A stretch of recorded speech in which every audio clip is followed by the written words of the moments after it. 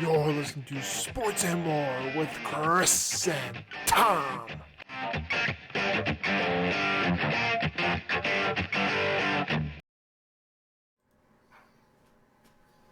Thom.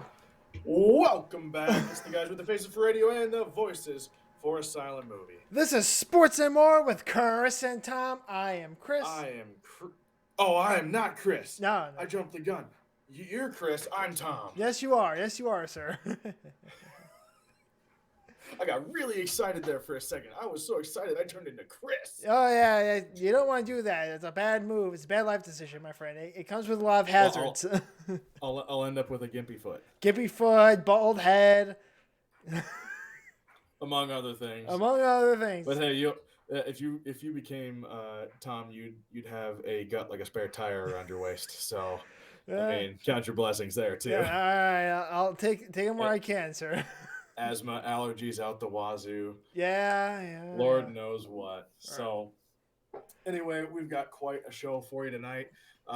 Starting with the NFL, as always, because you know us, we love to talk about the NFL this time of year, and that's our big thing. So, the NFL has changed its COVID testing policy again, per a report by Kevin Seifert of ESPCNN, and that states that on Friday, January 21st, the NFL and NFL Players Association agreed to stop daily testing for COVID-19 for unvaccinated players. Yes, you heard that correctly. They are no longer going to test unvaccinated players. Unvaccinated players will now be subject to the same testing protocols as vaccinated players. Remind me what that is, Chris. Is that basically just if you're showing symptoms, you're now tested? Yeah, if you show symptoms, so if you have a runny nose, you get tested. If you have a cough, you get tested. If you have a headache, you get tested. If you have a fever, you get tested. Other than that, nothing. Okay. The headache, that's a little far. Hey, that's a symptom of COVID-19 according to scientists. It's also a symptom of being a lineman and getting your head cracked. I know, which is why I think you need to have a headache and a fever for it to be a symptom. Right. If you got a headache, you got to have like one other thing. Yeah. If you got a headache and a runny nose, all right, let's look into it. If you got a headache, maybe you just didn't get enough water, or you took a nice crack to the helmet during practice, or you didn't get your peanut butter sandwich in the middle of practice. It's one of those things, man. Yeah, I agree. So, yeah, but anyway, they didn't ask guys like us. They just decided to do it. But anyway, everyone's kind of on the even playing field now. Yeah. The NFL is using their own COVID vaccination data and quote-unquote current public health recommendations as the reason for this happening. 95% of players and nearly 100% of staff members are vaccinated. So the risk pool is much smaller than in other areas. But this was announced before the divisional round games when 8 teams were still playing, meaning roughly 12 players were unvaccinated. So 8. This was divisional round, 8 teams, 12 players. That's a player and a half per team. So I guess I kind of understand, and yes, that was the voice crack. So you're welcome for that gift. I kind of understand now why they're like, well, one and a half guys on average per team. You can't really stop everything if one guy goes down with a positive test, because then there's the exposures and things like that and other protocols that have to happen with that. But on the same regard, one guy per team, a couple guys per team maybe, isn't going to make or break a roster. Yeah, it depends who that guy is. In most cases, it depends on who the guy is. But now the unvaccinated players are going to be tested differently, tested on the same level as vaccinated players. It really isn't a factor anymore. And I think that was the real intent, despite what current public health recommendations are, whatever that heck that means. What it really comes down to is they don't want that one player to be a domino effect for the rest of a team, and then a team can blame their skeleton crew that got beat up in the playoffs on the fact that they got tested unnecessarily, in quotes, but due to them being an unvaccinated player and having more strenuous testing protocols for that reason. So now they're kind of taking that off the table.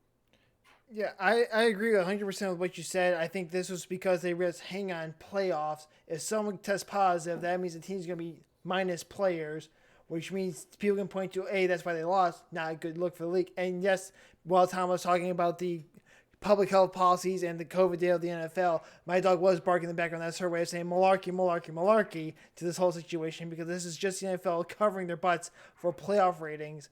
She was calling dog crap down Yeah, that one yeah, game. and that's in my estimation what they're doing. And again, my point is, as Tom and I've talked about off camera, is we don't have a vaccine against COVID because the shots we get do not prevent you from getting or transmitting Omicron. Therefore, this whole thing's malarkey. Sorry, guys, but them's are the stats per CDC, per Fauci, per everyone at this point. It's like, hey, I'm seeing you facts right here. We just have shots at this point that help us not to go to the hospital at this point. That's all we have.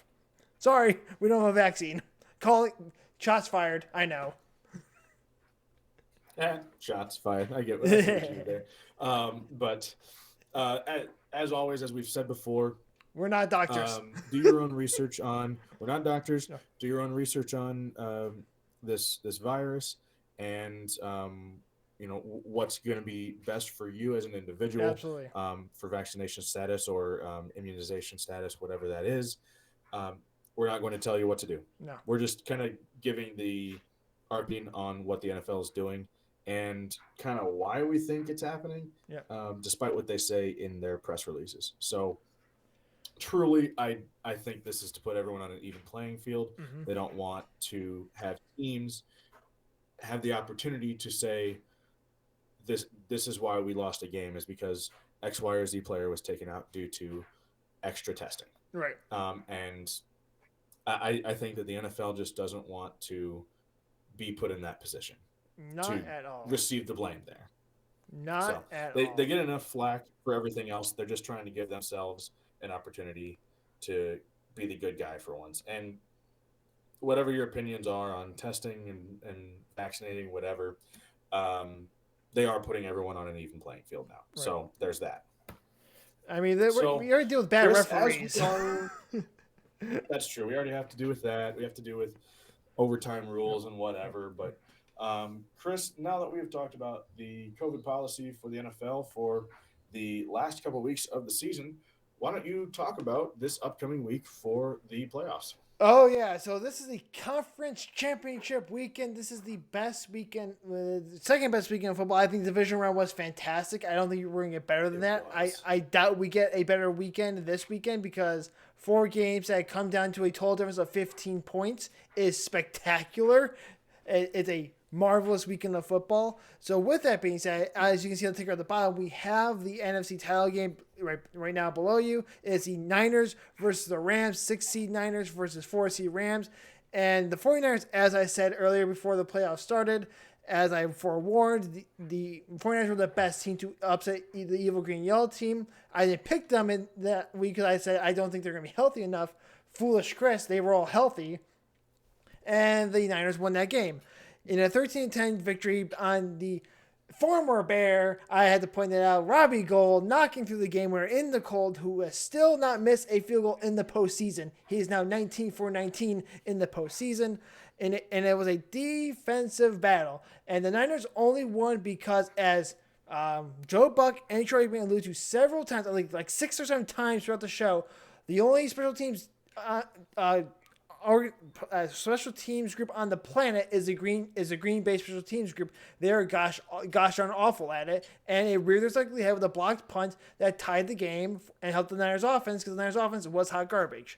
So despite the fact that Jimmy G is useless in the passing game, and despite the fact the offense is next to useless as a whole, they're going into the. They did nothing. No, they did nothing. They scored 6 points. The special.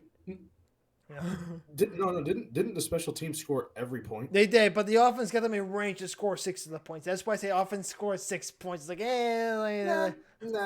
It came off the foot of Robbie Gould, and it came off the block punt for a touchdown. So that, to me, it's all special teams. Offense couldn't get it done. So special teams, kicking, finished the job. And then obviously the block punt. That's special teams defensive, whatever you want to call it. Uh, Special return for a teams. touchdown. So offense was really just kind of there. They didn't really do No. anything. Sure, they got them in range, but they couldn't get the job done still. Yeah. Special teams had to finish the job. It was like watching the Bears circa 2018 win a football Yes. game. It was like this team should not win this game, but they just did because defense and special teams said, despite who's the quarterback, we're winning this football game. So Exactly. key Exactly. injuries to watch going into this game is Trent Williams, their offensive tackle, the best left tackle in all of football. He has an ankle sprain, not a good sign for a left tackle. Debo Samuel, who I've listed as a Swiss Army knife, has a knee injury because he doesn't just play receiver. He plays running back, receiver. Gosh darn, he plays tight end as a blocker. He might as well play quarterback at this point in time. He might be better than Jimmy G at playing quarterback. And Ambry Thomas, their cornerback, has a knee injury. So they need everyone healthy if they have a chance in this game because they're going up against the Rams, who, despite having a 27-3 lead in the third quarter, needed a 42-second drive to get Matt Gay in field goal position to win the game as time expired, 30-27, and potentially send TB12 into retirement because he essentially said he doesn't know what his plans are for next season, which shocked the snot out of me because I thought for sure he was playing until he was 55 at this point in time. He looks still good at his job. It's just that his O-line was banged up. Byron Leftwich coached himself out of a head coaching job because he took 3 quarters to run an offense that they should have been running since the first quarter. And I said, here's what they should do to start the game and how they should run the offense the whole game. It took them the whole third quarter to do that. And I'm not an NFL coach. I'm not an NFL player. And I could see as plain as day what they need to do. It's not all that difficult, contrary to popular belief. And then the Rams offense tried to give the game away, fumbling 4 times as the Todd Bowles defense played garbage most of the day. And then Todd Bowles threw away his head coaching job by playing some garbage defense to allow the Rams into scoring position to win the game. So now the question is, can the Rams be the second team in NFL history to play the Super Bowl in their home stadium? Of course, last year's Bucs was the first team to do so. And the key injuries to track for the Rams, they have their left tackle who started last game, but it's the backup Joe Noteboom who shut down JPP, which was stunning to watch. They're starting. Boom has a pectoral strain. Sorry, I was looking ahead at Andrew Whitworth, their 40-year-old left tackle, who's their starting left tackle, has a knee injury. Taylor Rapp, their starting safety, has a concussion, and Darrell Henderson Jr. has a knee injury. They thought he might go last week. He didn't, so maybe he goes this week to help out the ground game with Cam Akers, but they kind of don't need Darrell Henderson Jr. They just need to let Cam Akers tote the rock and have Stafford do what he did last week, which Stafford didn't even throw a pick. So if they get that Stafford, it looks like a good team for the Rams. Now, the last time these two teams met, it was Week 18. Niners needed to win to make the playoffs because the Saints had won their game. The Niners came back from a 17-3 deficit to win in overtime at SoFi Stadium. So Green Bay fans, Dallas fans, you can thank the Rams for having the Niners in the playoffs. You can thank them because they lost that game when they should have won, and now everyone is suffering the consequences of the Rams not finishing the job when they could have, and maybe the Rams will suffer the consequences of this job. And Tom, I think this is going to be a fantastic game to watch. I don't care how bad Jimmy G in the offense looks. They can run the football on this Rams defense all day long. I agree. If they're going to make a game of this, it's not going to be by the arm of Jimmy G. It's going to be on the ground. But on the other side of the ball, I think the Rams have shown that they're a very explosive offense, both in the air and on the ground. So if we see them connect all the way and take advantage of a Niners defense, then this could I can see this going either very close to all the way or a blowout by the Rams. I do not see the Niners blowing out the Rams. I could see going the other way, though. Just based on what we have seen up to this point, if the Niners get a significant deficit, I don't see them coming back from that. 100% agree. I think this is a game where the Niners defense will win the game for them like they did last week because the Niners defense is that good that they can slow down a good offense. The Rams really... the way to stop the Rams is if you just rush 3 or 4 at Stafford, don't blitz them. Todd Bowles, you should have paid attention to those numbers before that game, despite the fact you kept blitzing. Sorry, that another pet peeve. I was like watching that game going, what the heck are they doing over there in Tampa Bay?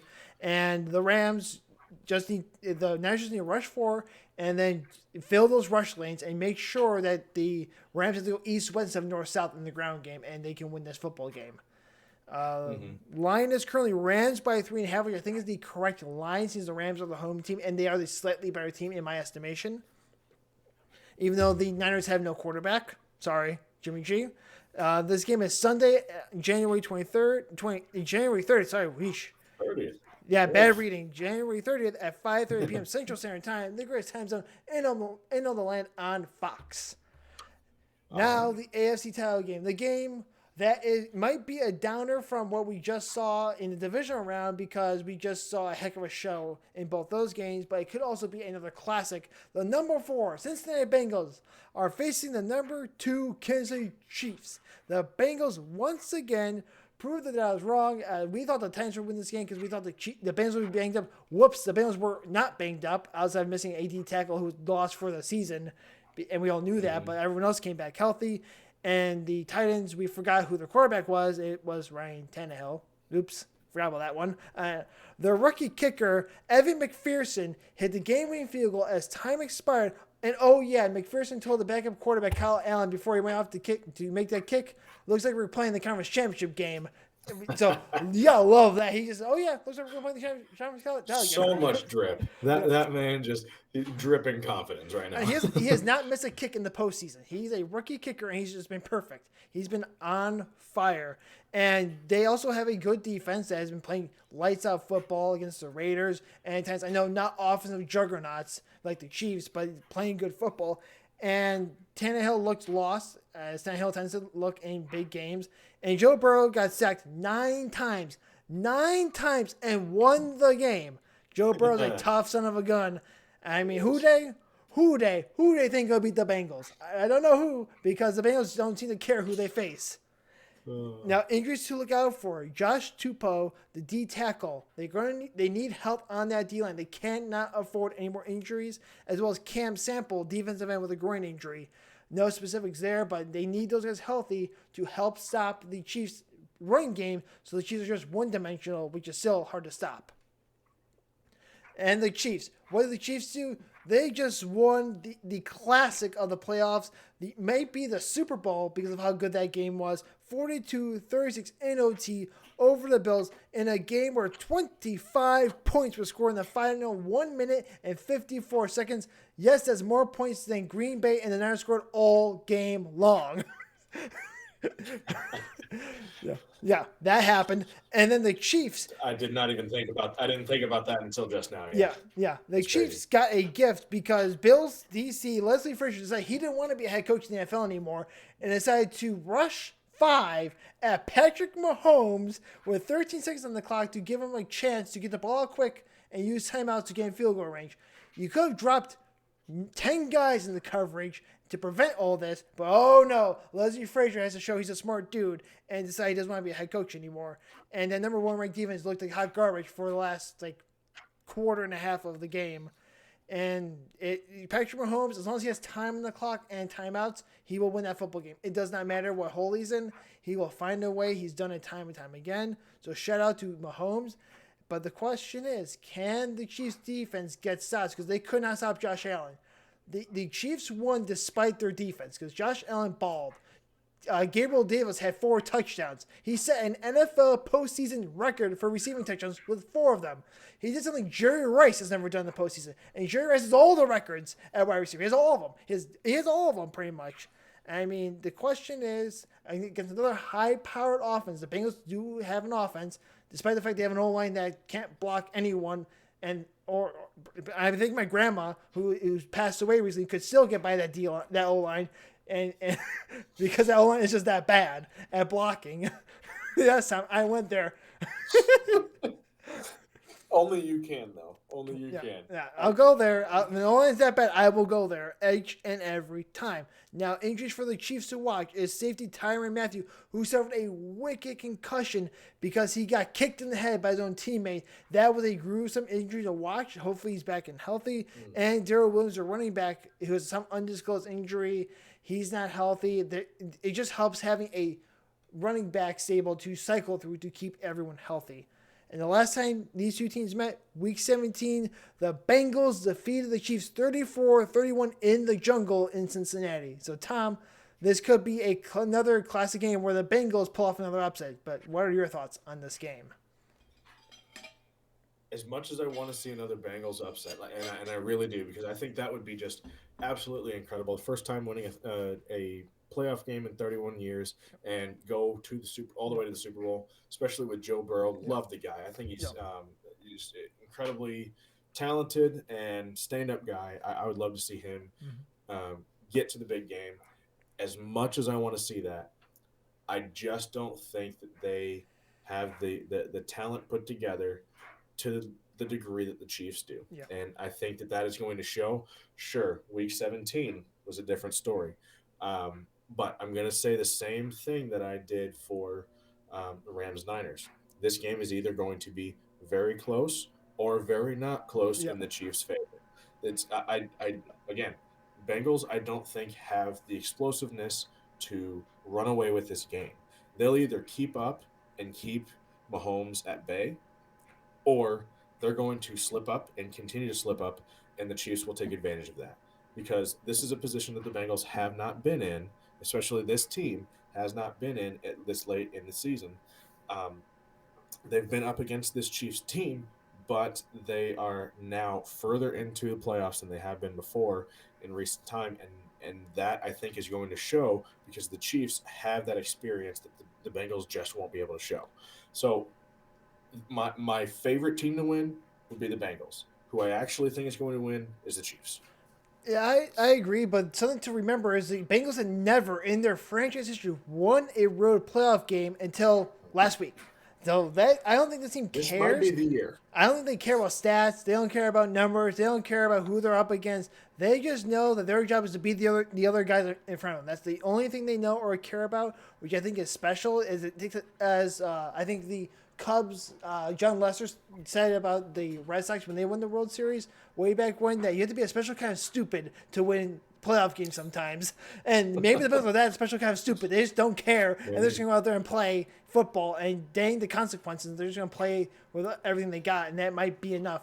Although it is Arrowhead, and the Chiefs are dang near invincible in the playoffs in Arrowhead. I think the only guy to do it in recent times with Mahomes at quarterback is Tom Brady. He's the only guy to beat them in Arrowhead.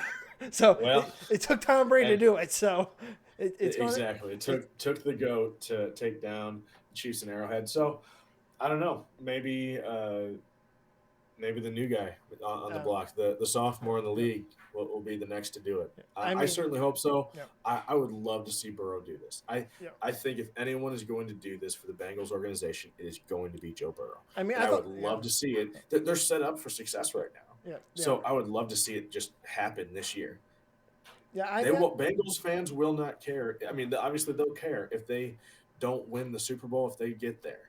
Getting there in itself is a feat.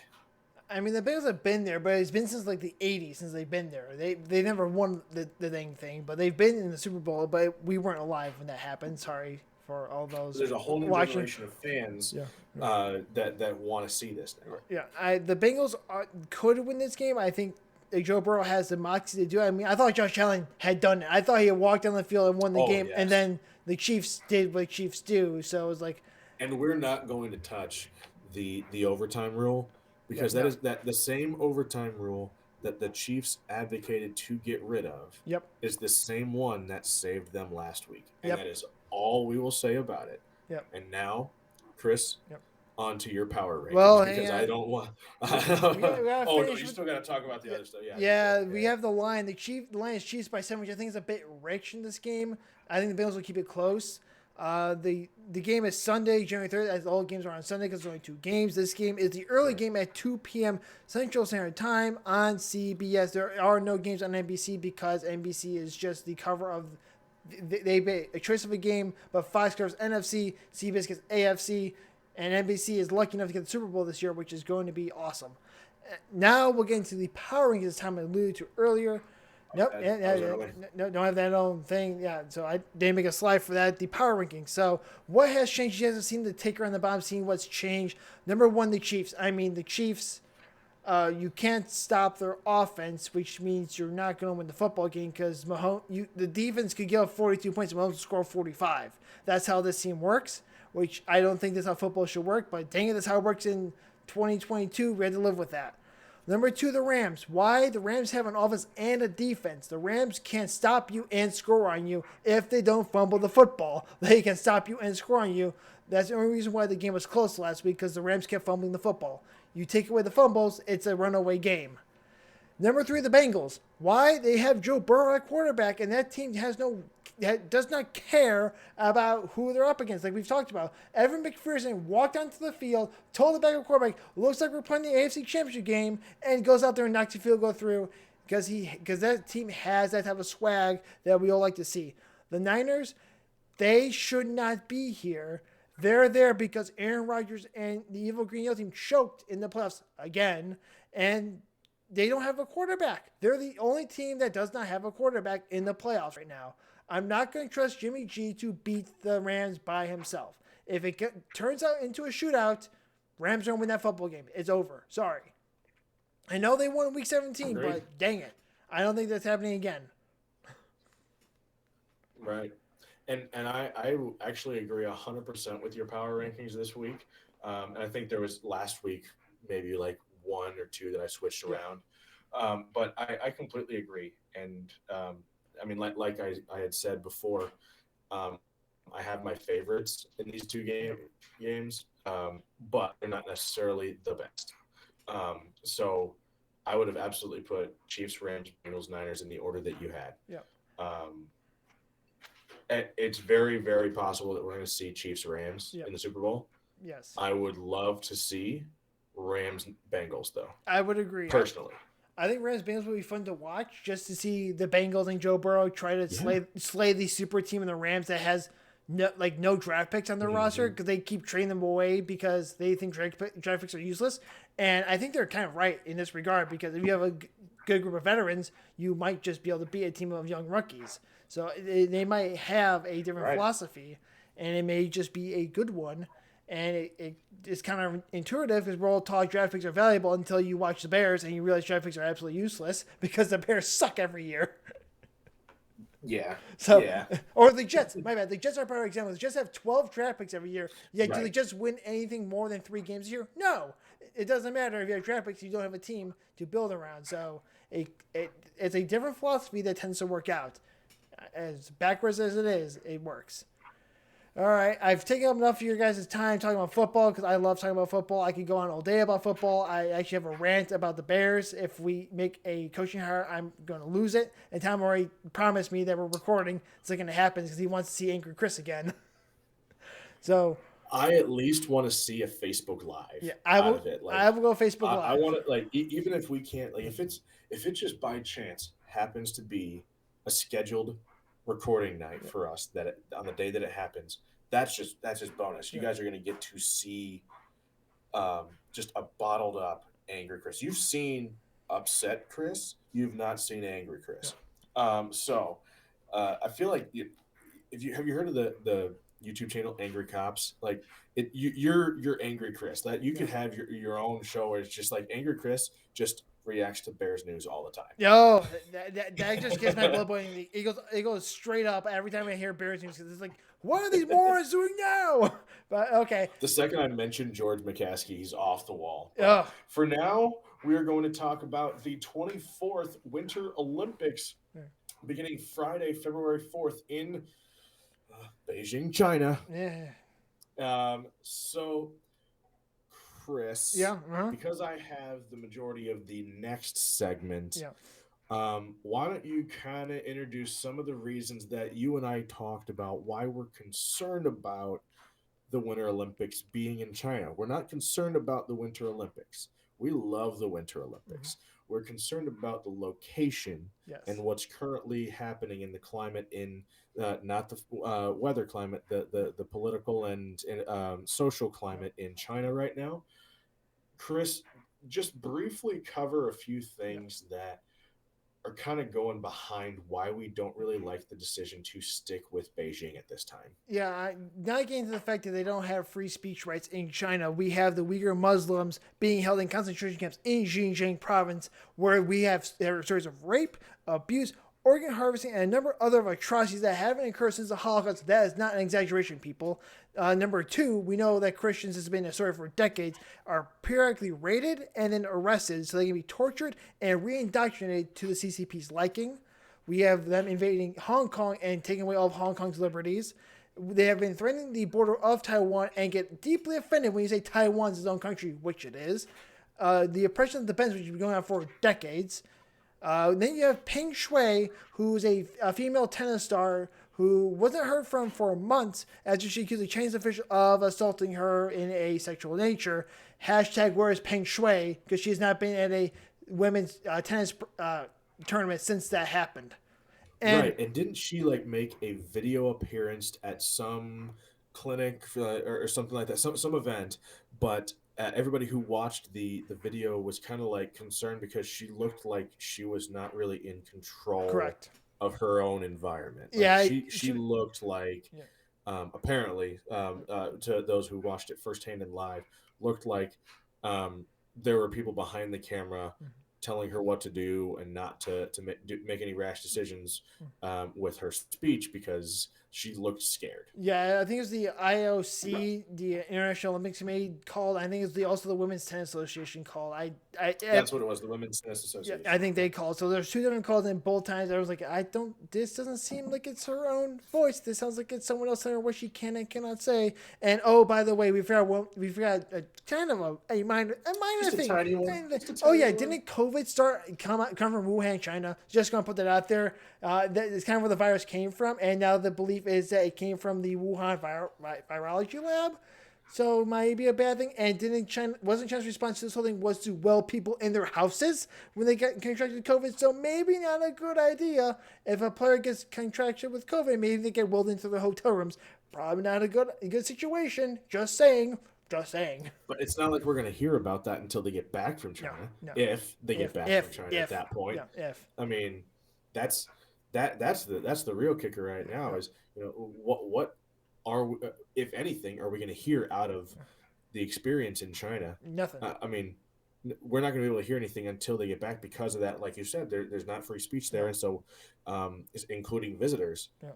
it's going to extend to them as well. And so we're not going to be able to really hear the full story of what's happening. I mean, we even heard of like some of the nasty living conditions when the Summer Olympics were in Rio a few years back, Yeah. while it was happening. But we're not going to be able to hear about any of that until they get back. No, not at all. That's so we won't have the truth for quite some time. Oh, and shout out to Bob Costas, who, as Tom and I talked off camera, is the balls of Real NBC MVP. right now, who is calling this all out, and he's the only one saying anything. Everyone else is just saying quiet. So thank you, Bob Yeah. Costas, for being the man. Thank you, Bob Costas. You don't have the balls of NBC. You are the balls of NBC.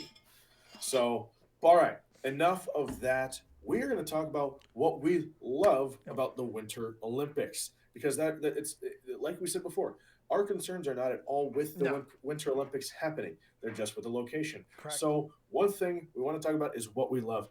This is where I get a little bit weird, okay? Kick it off. I like the figure skating.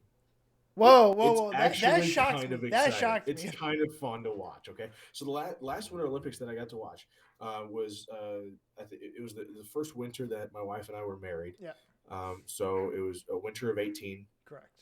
And we were still in our apartment in Springfield. And so we'd come home from work at the end of the day, and we'd watch the Winter Olympics, and whatever was on was on. Well, a lot of times at certain parts later in the evening, or certain days later in the evening, figure skating was all that was on. And we actually kind of got into it. Not like, oh man, what triple axel this or that, but we were just like, you know what, that was a flawless performance or something like that. So we actually kind of got behind it. So that's one's like, it's not my favorite, but like, because we kind of got into it, we're like, are we gonna get into it again this time around? Like, yeah, we are. So Jeez, I mean, it's just one of those things. Like, it's I mean that's it's not expected that you would say like, oh, Zach, Thom looks like a figure skater guy.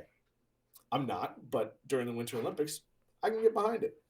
Yeah. So the one that people might be surprised that I don't look like this type of lifestyle either. The snowboard half pipes with all the Shaun White flippy dippy things. I love Yes. that stuff, and I'm like, Chris, you don't look like a flippy dippy guy. I'm not. I don't think about that. I'm gonna hurt myself if I do a flippy dippy thing. But it's so cool watching other guys who have the lessons do that, Yep. and I think it's awesome. I don't know how we compare it to other sports we have in the Olympics, but it's pretty cool to watch. It's Oh yeah. athletic to watch. I don't know how we compare it to like the Alpine ski race where it's ski and shoot. I don't know how that works. Like a Jerry Seinfeld quote, Oh, I like love like that. the Jerry Seinfeld quote. I don't know what these two things have to do with each other. It would be like doing swimming and choke a guy, and that would be the equivalent of the Summer Olympics. See, I think they need to add an element of risk into that besides just the you can fall and break your leg. I think they have to have like a charging bear be the target. Yeah. Like that's the real risk. And he's on a chain, but you don't know if the chain is gonna break or not. And so Okay. you really got to Now, place a if good that's a shot. sport, I will watch that 100% of the time because If that's a sport, I'll participate. yeah, I'll go and I'll indulge Waldeck and I'll go get a pair of skis and I'm gonna go train to be a ski bear hunter yeah, for the absolutely, Olympics. absolutely. So, um, well, another one that I like to get into is speed skating. oh yeah, those are I, fun. I Those are fun. the short one and the long ones. I really prefer the short ones just because you like they go so fast. They're going like 25 laps at a time sometimes. And Apollo Anton Ono from way back was like the big phenom speed skater. He was awesome because he had the long hair and he was the cool dude. So like I like watching that because it's exciting. There's a lot that can happen, and like last second, everybody can go tumbling down, and it can completely change the race. Whereas like the long distance speed skating, like it's cool to watch because they're just gliding and they're going so fast, but it looks graceful. These other guys, it's just like it's Yeah, chaos, and so that's why I like the short track. yeah. It's the flail. It looks like a bunch of flailing limbs in the show when they're just going, and it's like limbs are They're just going. Yeah, limbs are going left, right, left, right, left, right, left, right. It's like what the heck is going on yep. here? And That takes incredible balance, yeah. I imagine. So I actually So something that got me watching was the skiing race, like the slalom runs, I believe is what it's called. I like oh those. okay yeah I think those are fun to watch. You watch the racers on a razor's edge on a hill, and if they slip too far, they're going down that hill rather fast, and not in a oh good yeah way, right not the fun way either. So I think it's fun to watch that type of race as well. yeah 100%. I think what has caught my attention though in recent years, and this is what I really wanted to talk to you about before, Chris, curling. Yes, that's number one on my list. Curling. That is because you know why? Because that is an attainable goal. Yeah. You looked at the U.S. men's curling team, Mhm. and you see the guys that are there, and you look at them, and you look at yourself in the mirror, and you say, "I have the body of an Olympian." Like these guys looked just like a group of dads. They got drunk after bowling league one night, and decided let's go to the ice rink, and like, what's that over there? Nah, throw that rock. Whoa, we're pretty good at that. They just kind of looked like they were out of place and somehow ended up at the Olympics. Yeah. So it's incredible. And yeah, there's obviously skill involved and everything Oh yeah. like that, but it's not like there's endurance and strength involved. It's really more strategy, skill, finesse, that sort of athleticism. Yep. Really is what's involved, and that's why I like it so much. Is it seems like it wouldn't be exciting, but it is because they make it exciting. They get excited about it, and also you don't need to be in incredible shape to do it. Right. My It's shape is round, and I could do curling if I really wanted to get yeah. put some time into it. I would try it for sure. Fortunately, I don't know of any place around here that does curling. No. I live near Freeport, Illinois. A round is a shape, sir. Remember.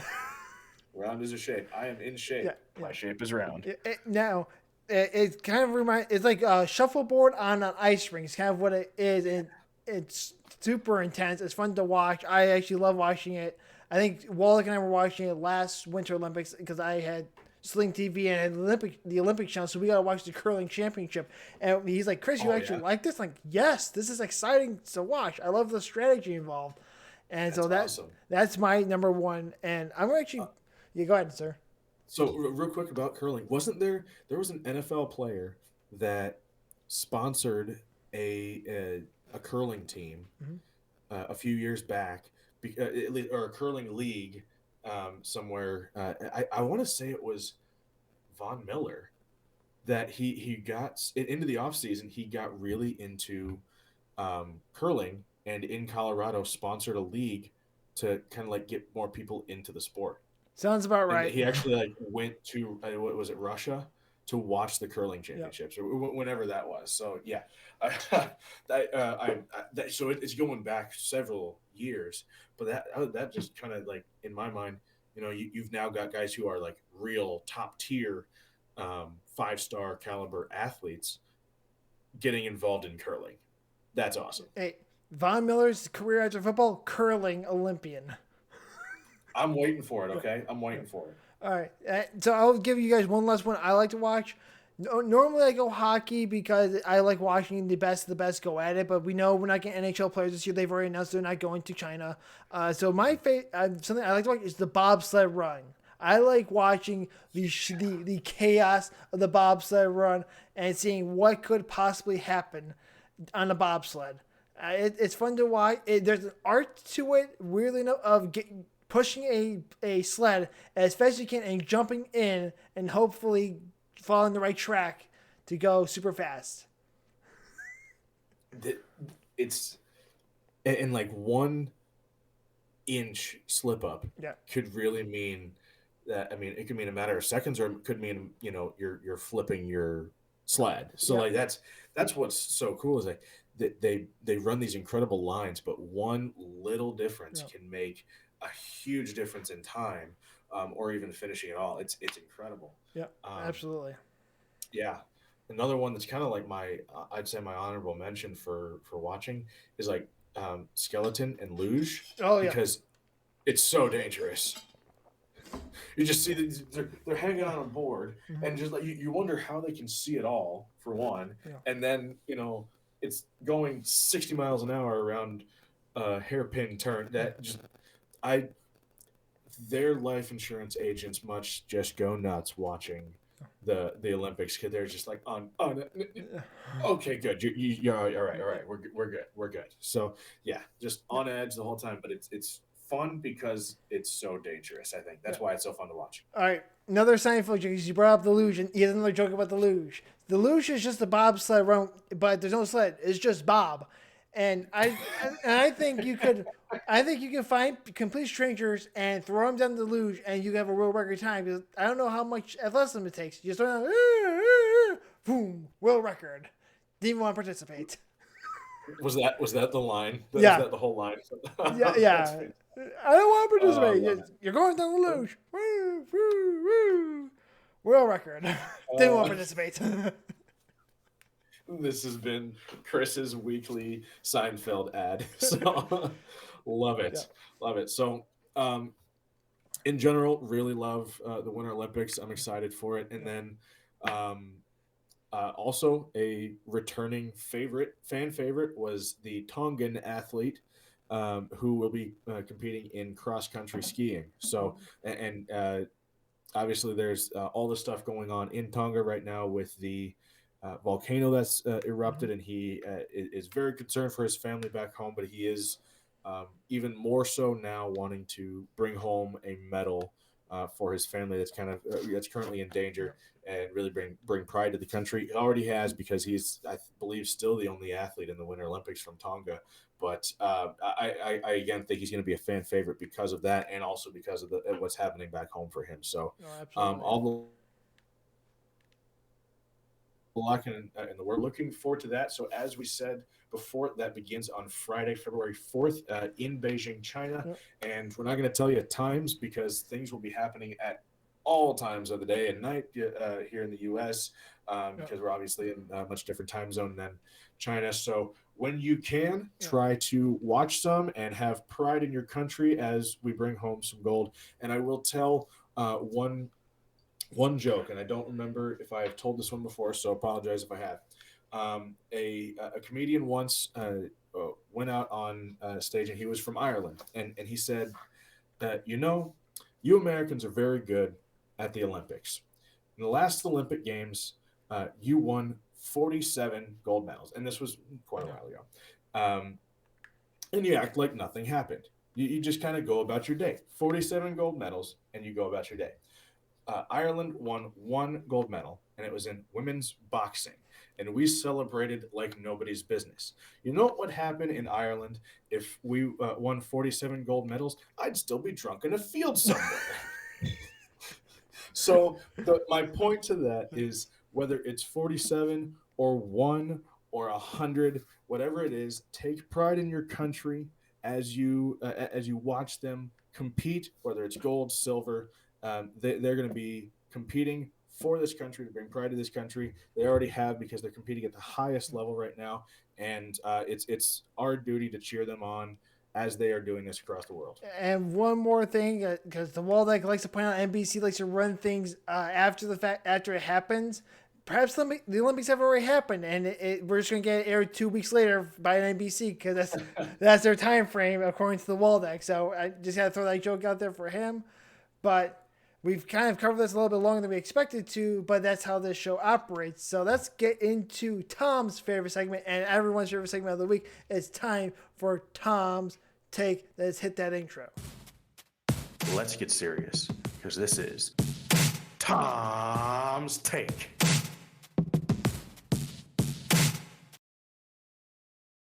Right. So I'm going to actually be connecting a previous Tom's Take and kind of give almost an I told you so here. A few months ago, I gave a take on how all home renovation shows are the same, and all the people are the same, all the stories are the same. None of them really know what they're doing. Um, and now I'm connecting to uh, a couple that does the show Homework on the Magnolia Network, and that being Chip and Joanna Gaines, folks from Fixer Upper, have their own network on Discovery Plus, the Magnolia Network that's now on cable as well.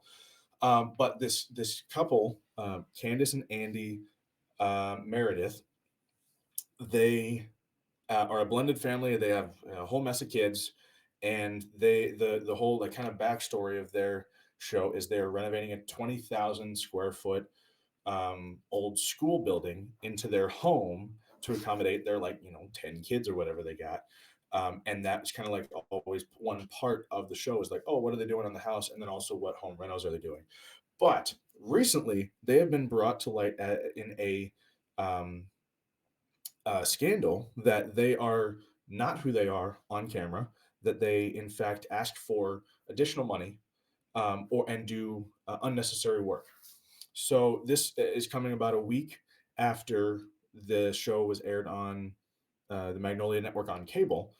And what really brought that to light is some very disgruntled recipients of their services, in quotes, said that they didn't deserve to be on cable for what they're doing. People didn't deserve to know why they are really depressing people off camera. So, one in particular, they were supposed to have a kitchen renovation, and they estimated that the Merediths estimated that it would be about $40,000 to $50,000 to renovate the kitchen. The couple argued that they really wanted to stick to 20 and just kind of do the things that were necessary to make it more functional and not go over the top like they knew that they would probably go, as is their typical MO. So they said we'll go up to 25, but that's as much as we can go. Then several weeks go by, and really they're not doing the work that they expected to.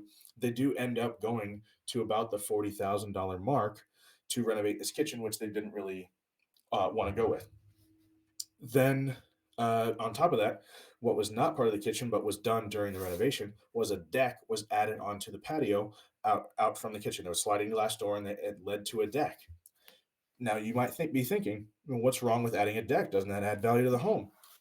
Well, what they didn't know was that that was constructed on top of a sprinkler system in the backyard that flooded the house and caused $18,000 worth of damage and reduced the value of the home by, excuse me, um, the landscaping alone cost $18,000 and then an additional $40,000 of damage to the home, and then overall reduced the value of the home by about another $18,000.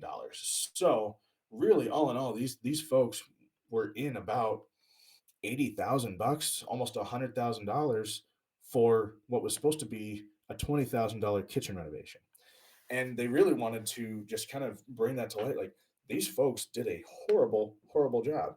And sure, by and large, they might do pretty good renovations, pretty good design, but they're asking in general, what is more people have come forward since this, and this was about January 12th that this came out, that these people ask for more and more money and don't do the job that is promised. One in particular said that they would do their living room and kitchen, have it done in 6 weeks, 3 weeks, excuse me. 6 months later, they still did not have a functional kitchen or living room, and they were basically living out of their basement. And on top of that, there was they put forth $50,000 up front and did not have any real work done. They decided to forego any work that they were going to have done by them. And they said, we want our 50 grand back. Well, they didn't have the 50 grand because you know what? They're also renovating a 20,000 square foot school building. So they took the 50 grand that they were paid up front for the job, put it into their own home, and now there's nothing for them to give back. So to date, of the $50,000 deposit that was put forth for this one particular renovation that didn't happen, the Merediths have only paid back $14,000, which is just ridiculous. So the show has been pulled from the cable network for Magnolia, and they're considering pulling it from Magnolia Network entirely. And what a lot of draw for that is the Chip and Joanna Gaines name. They said that this is not the reputation that Chip and Joanna Gaines have. This couple does not live up to what folks really know and trust, or have come to trust through what they see on TV. And so this is kind of coming back to my comments before. Just because you are good at design, or maybe good at carpentry or something like that, or know the history of what happened in the 20s in design and like good furniture, doesn't mean that you are a good home renovator. Sometimes it means the opposite. It means you know your own taste, but you can't do that for everyone else. You might be ruining their home by not understanding everything that you're doing. And that's exactly what happened. And I kept names out of it because there were several that happened recently, and more have been coming forth in the last 3 weeks or 2 weeks since this came out. But what really sickens me is that they are taking more and more money off of people to do jobs that are on TV, and you don't see the aftermath.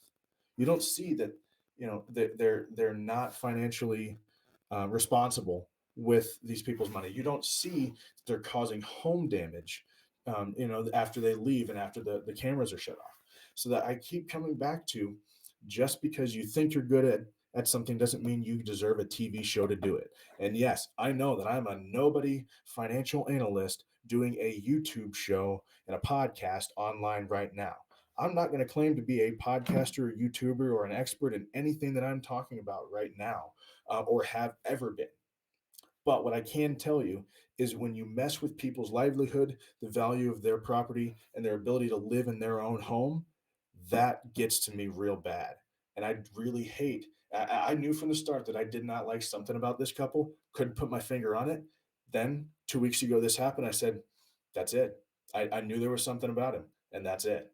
So that's what it comes down to for me. I don't like how people kind of mess with people's lives for the purpose of a TV show, and this is just one instance of it, or one instance of a show doing that. So I really did not like to hear that news, but I was not shocked at the same time. So anyway, there's Thom's take.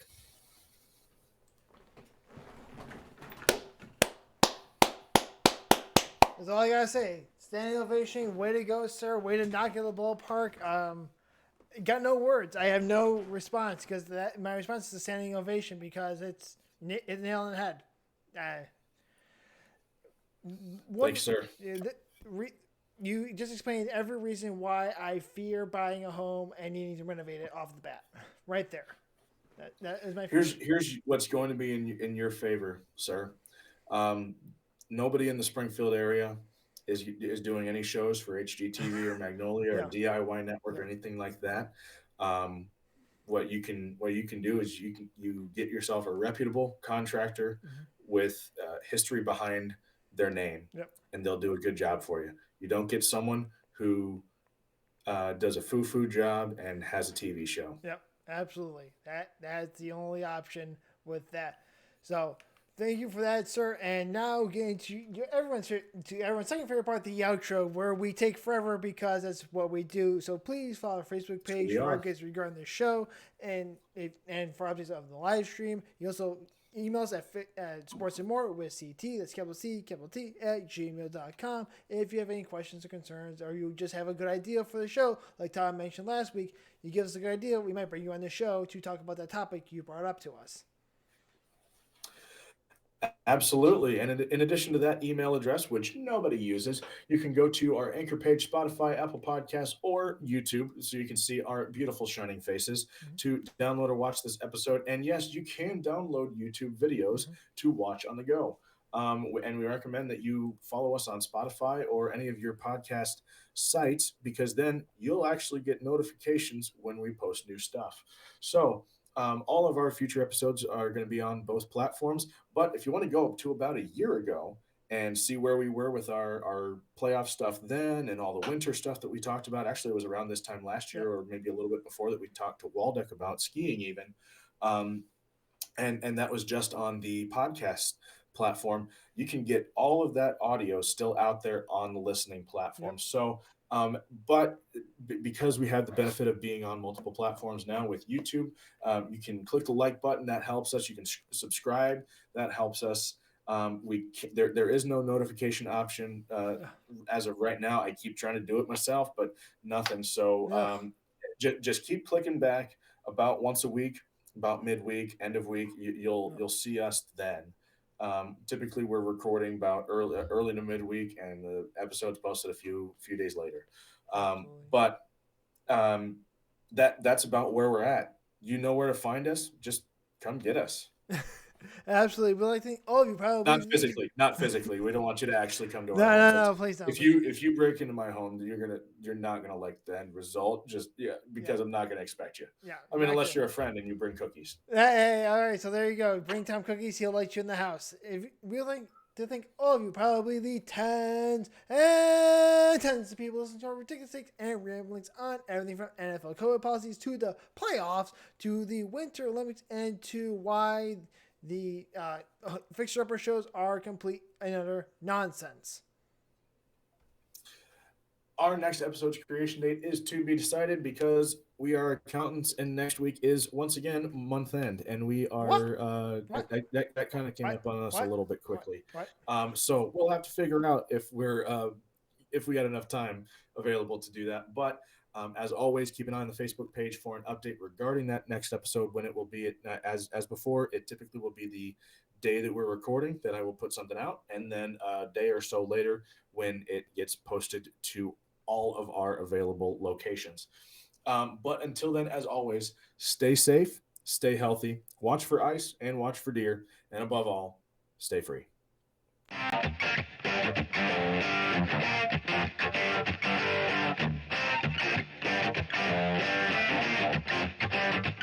Sports and More with Chris and Thom is brought to you by no one. All non-original thoughts and ideas were properly noted during each segment.